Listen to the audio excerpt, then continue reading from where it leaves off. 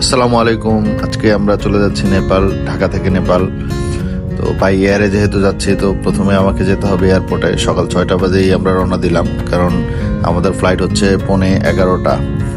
তো যেহেতু ঢাকা রাস্তা বিশ্বাস নেই এবং 3 ঘন্টা আগে চেক ইন করা উচিত প্রত্যেকেরই, তো সেই হিসাব করে আমরা বের হলাম এবং বের হয়েই একটু অবাক, দেখি ঢাকার রাস্তায় সেই অ্যাজ ইউজুয়াল জ্যাম। যেহেতু এটা অস্বাভাবিক কিছু নয়, ঈদের আগের সময় মানুষ, ঘরমুখ মানুষ বের হচ্ছে সবাই ঢাকা থেকে, এই জন্য জ্যাম দেখা যাচ্ছে।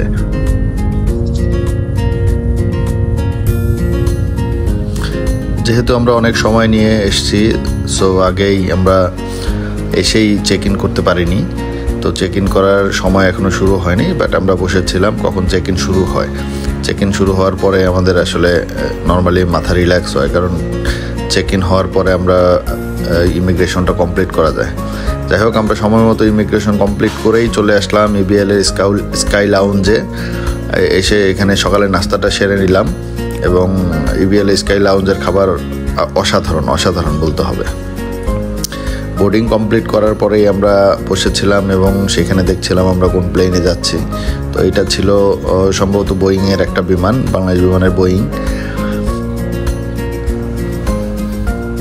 বাহিরে ঝিরিঝিরি বৃষ্টি হচ্ছিল এবং এই বৃষ্টির মধ্যেই আমরা বাসে করে বোর্ডিং প্লেনে উঠলাম। আসলে বোর্ডিং ব্রিজের সাথে কোনো কানেক্টেড ছিল না প্লেনটা, তো আমরা বাসে করে আসতে হলো এবং ঝিরিঝিরি বৃষ্টি হচ্ছিল, ভালোই লাগছিল। তো প্লেনে ঢুকেই যা হয় আর কি, এক্সপেকটেশন অনুযায়ী প্লেনে এখন এসি ছাড়া হয় নাই, মানুষ খুব কষ্ট পাচ্ছিল। তো এই বিষয়গুলো কর্তৃপক্ষ আসলে নজর রাখে না কেন আমি বুঝি না। তো তাদের উচিত এই বিষয়গুলো নজর রাখা। 1 ঘন্টা 45 মিনিট সময়ে আসলে আমরা কাঠমান্ডু পৌঁছে গেলাম এবং কাঠমান্ডু যেতে যেতে আমরা যদিও হিমালয়ের রেঞ্জের একটা ভিউ পেয়েছিলাম, ভিডিও করা হয় নাই, ছবি তুলেছিলাম। তো জার্নিটা খুবই ভালো ছিল।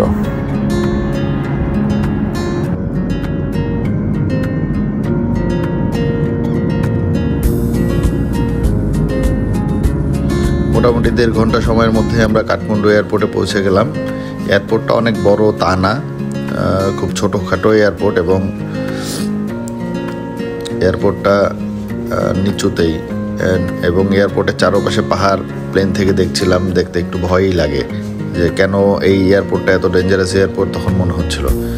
যাই হোক, আমাদের ইমিগ্রেশনের জন্য আমরা লাইনে দাঁড়ালাম, যেহেতু অনারাইভাল ভিসা এবং এটার জন্য লাইনে দাঁড়াতে হবে। এবং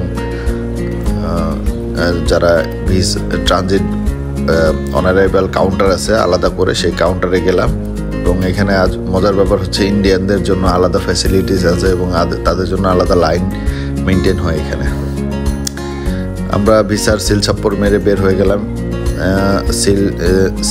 যেহেতু সিম লাগবে, একটা সিমও কিনে নিলাম।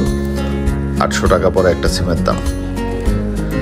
তো এয়ারপোর্টের পাশেই একটা কাউন্টার আছে, ট্যাক্সি কাউন্টার। সেখান থেকে আমরা ট্যাক্সি বুকিং করে 800-850 টাকায় ট্যাক্সি বুকিং করে আমরা চলে গেলাম আমার গন্তব্যস্থল, সেটা হচ্ছে থামেলে। তো সেই থামেলেই আসলে যাবো, যেতে যেতে আমরা কাঠমান্ডুর প্রথম লুকটা দেখে নিচ্ছি যে কাঠমান্ডু আসলে দেখতে কেমন। তো কাঠমান্ডু যেহেতু এই এলাকাটা পাহাড়ি এলাকা, সবুজ থাকবে স্বাভাবিক, এবং কাঠমান্ডু একটা সমতল জায়গা, যদিও তার চারপাশে পাহাড়, দেখতে ভালোই লাগছিল। এবং আমাদের ঢাকা থেকে আসার পরপরই যে একটা আবহাওয়া পরিবর্তন, সেটা গাড়িতে বসে ফিল করা যায়। আমরা প্রথম দিনেই চেক ইন করি হোটেল গ্র্যান্ড ইয়াক, সেটা হচ্ছে থামেলে অবস্থিত এবং এটা আমি এগোটা থেকে নিয়েছি। এবং প্রাইস অনুসারে এই হোটেলগুলো এত সুন্দর এবং চিন্তা করা যায় না। দেখেন, এই হোটেলটা বাংলাদেশি টাকায় অনেক ভাড়া হবে ধারণা করা হচ্ছে, বাট এটা আসলে বেশি না, বাংলা টাকায় 2200 বা 2500 টাকার মতো পড়েছিল। এবং খুবই ভালো মানের একটা হোটেল এবং খুবই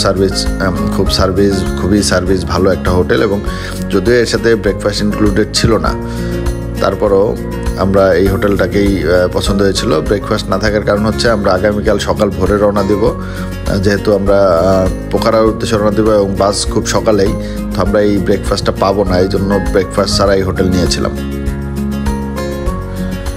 হোটেলে চেক ইন করে একটু রিল্যাক্স করেই আমরা বের হয়ে পড়লাম কাঠমান্ডুর আশেপাশে কোথাও কি পাওয়া যায় সেই জন্য। তো আমরা প্রথমেই আগে আমরা লাঞ্চ সেরে নিলাম। ওইখানে যে লাঞ্চ সারার পরে আমরা রওনা দিলাম ওইখান থেকে দরবার স্কোয়ার। তো দরবার স্কোয়ার এখানে যাওয়ার জন্য হাঁটাটাই বেটার আই থিঙ্ক, বাট যেহেতু এখানে রিক্সার একটা চেহারা দেখলাম, মনে হচ্ছে যে এই শহরটা রিক্সা একটু ঘুরি, অনেক অনেক এক্সপেন্সিভ রিক্সা। তারপর আমরা একটা রিক্সা নিয়ে নিলাম, দেখি রিক্সায় ঘুরতে কেমন লাগে। এই হচ্ছে সেই দরবার স্কোয়ার। যদিও আমরা যখন আসছি বিকালবেলা এবং প্রচুর মানুষ, মোটামুটি মানুষের জন্য হাঁটা যাচ্ছিল না এরকম মনে হচ্ছে। তো আমার কাছে খুবই সুন্দর লাগছে লোকেশনটা, পরিষ্কার পরিচ্ছন্ন। তারা এত মানুষের ভিড়েও এই জায়গাটাকে এত সুন্দর করে মেনটেন করে, সেটাই চিন্তার বিষয়, যেটা আমাদের এখানে এত মানুষ থাকলে অন্তত মেনটেনেন্সটা এত সুন্দর হতো না।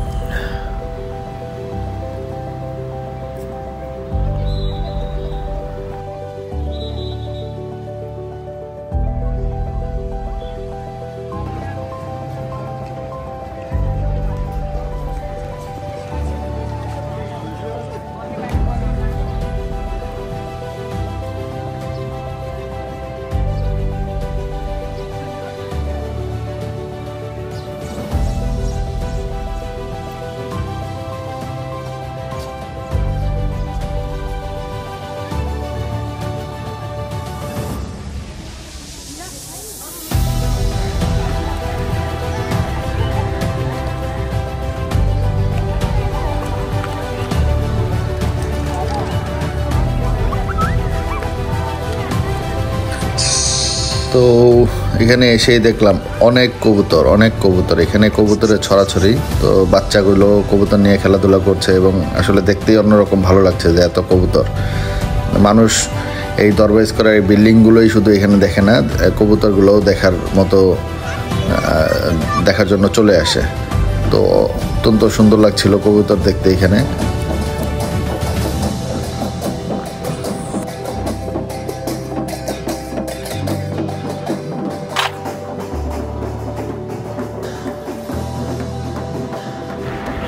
আজকে নেপালিদের একটা উৎসব চলছে এবং আমরা লাকিলি উৎসবটা পেলাম। তো কিছু উৎসব আপনাদের সাথেও শেয়ার করি। আমরা রাস্তায় হাঁটতে চলতে এই উৎসবগুলো দেখছিলাম এবং ভালোই লাগছিল।